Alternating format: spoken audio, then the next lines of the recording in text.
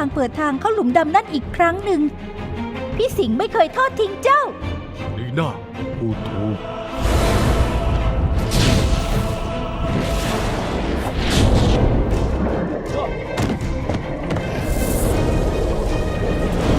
พลังสิงโตช่วยทำให้พวกเจ้ากลัวและขอบคุณมากเราคงไม่รอดถ้าไม่มีพวกเจ้า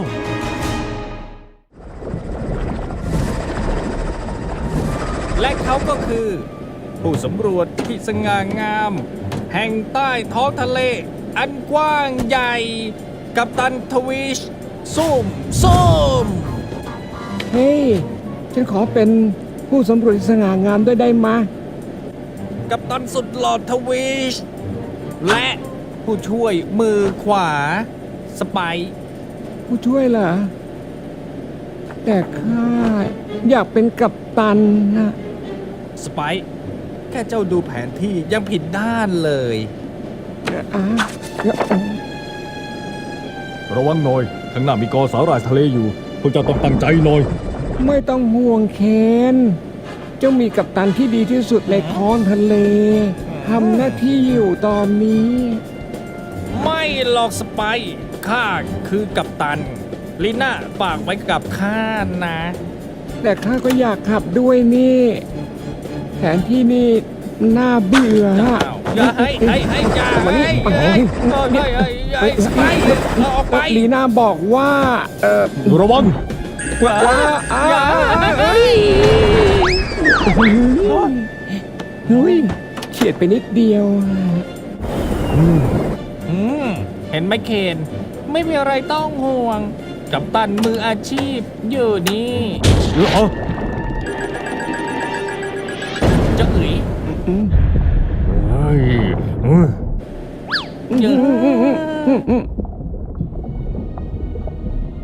เฮ้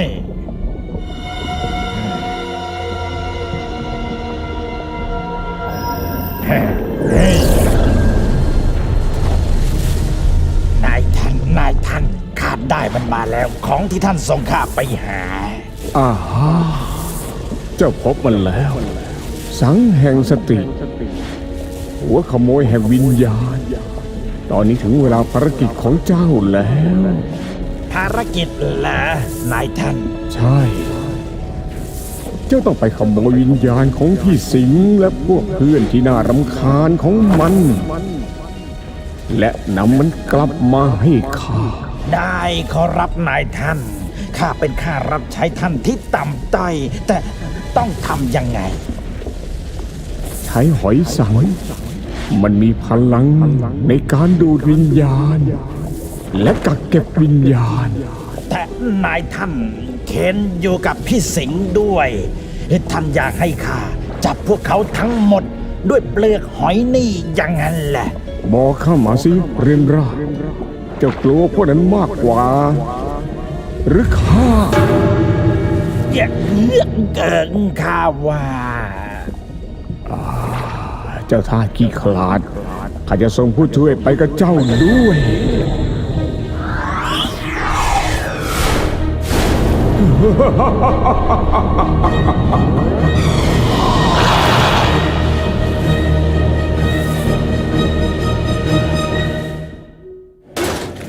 และนี่คือท่าหยดน้ำกระเพื่อมนะ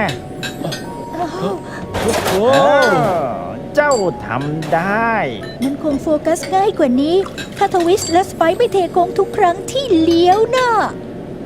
พวกเขาจะเก่งขึ้นเร็วๆนี้แหละ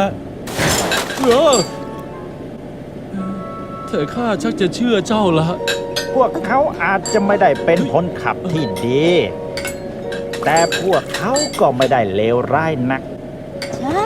อย่างน้อยเราก็ยังยืนได้อยู่ พวกเขาอาจจะขี้เล่นไปหน่อยในบางที หรือตลอดเวลา แต่พวกเขาก็จิตใจดีและซื่อสัตย์นะ ใช่แล้วละพวกเจ้ามีทักษะที่แตกต่างกันในทีม แล้วพอเอามารวมกัน มันนำไปสู่ความสำเร็จ ต่อไปถ้ากระแสน้ำวนละมั้งเมคัสถ้าเป็นอะไรไหม ได้อยู่ยังได้อยู่ค่ะสตรองโอ้หุยแค่อายุเยอะขึ้นนิดหน่อยเท่านั้นนะยังสตรองอยู่ เอานี่ อย่าเร่งมาก อ๋อใช่ บางทีงีบนิดหน่อย มันอาจจะช่วยให้กล้ามเนื้อผ่อนคลายได้ ไม่รู้สินะ บางทีข้าก็คิดว่าข้าแก่ไปแล้ว เกินที่จะช่วยเหลือใครๆได้ ไม่จริงเมกัส ถ้าไม่มีความรู้เรื่องมหาสมุทรของท่าน เราคงไม่สามารถจะ บางทีเราควรไปดูสองคนนั้นหน่อยนะ สบาย ว้าวว้าวพวกเจ้าเกิดอะไรขึ้นน่ะ พวกนั้นยิงข้า อะไรนะ เจ้าสองคนนี้ ไม่มีการโฟกัสยิงปืนใหญ่ใส่ข้าน่ะ พวกเจ้าทำอะไรนะ คือว่า บางทีเรากดปุ่มอะไรสักอย่างหนึ่ง เราไม่ได้ตั้งใจอะ เอ้า ระวัง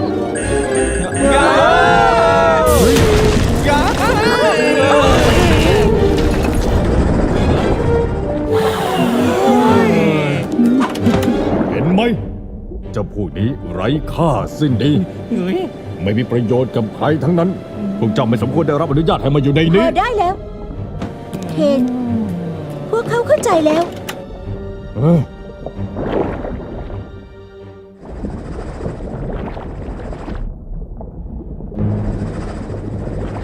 ระวังให้ดี คอยมองไว้นะเพื่อน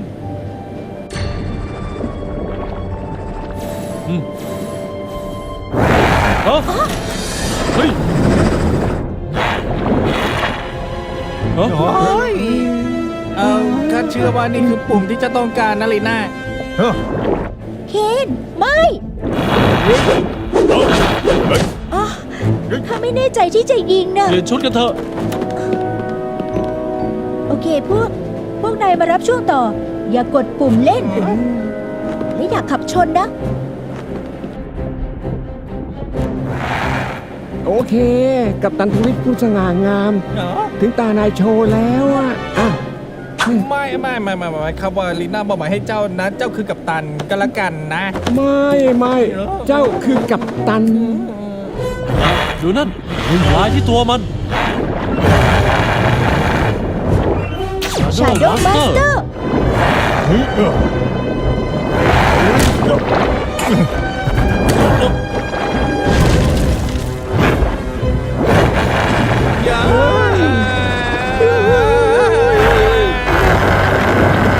เร็วเข้า ล่อมันกลับมา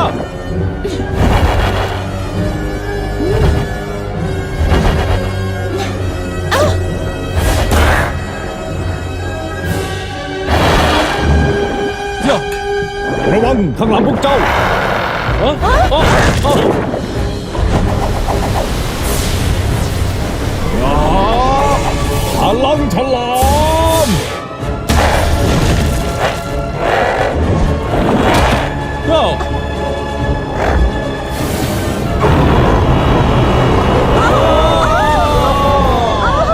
อ๋ออ๋อ เจ้า ข้าคิดแล้วว่าข้าได้กลิ่นเหม็นสาบของเจ้าเฮ้ย ข้าเองไง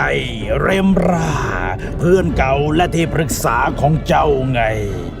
และตอนนี้นายของข้ากำลังจะได้สิ่งที่ท่านต้องการ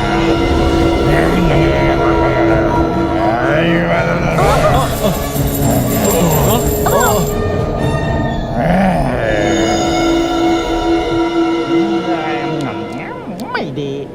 ไม่ดีแน่แน่ฮะอะไรนะเอ้าไม่นะ สังแห่งสติ เฮ้ยพี่สิงห์เจ้าจะต้องทำอะไรบางอย่าง ไม่งั้นเราจบเหตุแน่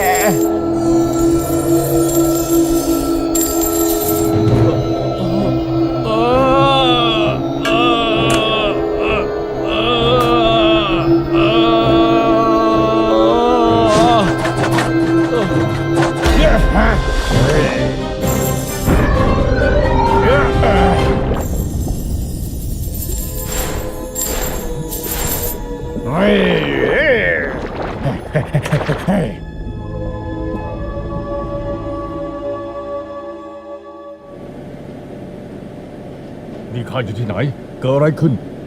ฮะมึงข้าทำไมมันถึงได้ปอมๆน่าเกลียดแบบนี้ฮ่า